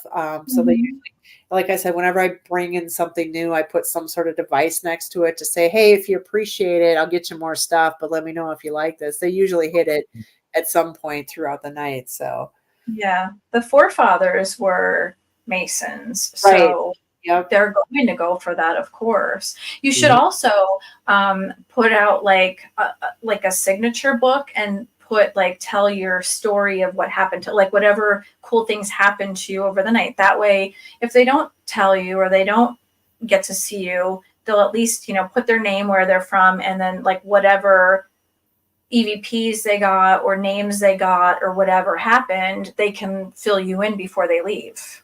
Yeah, we do actually have a guest book for people to write in. So we have one for that, and we also have one at the Boyd House too. So yeah, I enjoy sitting down and reading them. Places so I can get the information. Interesting, which we haven't done yet, and I'm going to do, is we had a spirit tell us that they wanted us to get up in the meeting room by the altar. They wanted us to get a bowl with small pieces of paper so people can write nice things and then put it in the bowl as an offering. So I was like, okay, we'll do that. I haven't been able to get that because I want to find a cool looking bowl. I got to find the right bowl. So yeah. So we're gonna do that because the spirit. That's a good idea. That's a very good idea. I'm being told, I don't know if this was something. I don't know. I'm being told something about the Japanese repair their broken things with, like, I don't know where I even got this. Something about when they don't throw things away. They repair the things that are broken.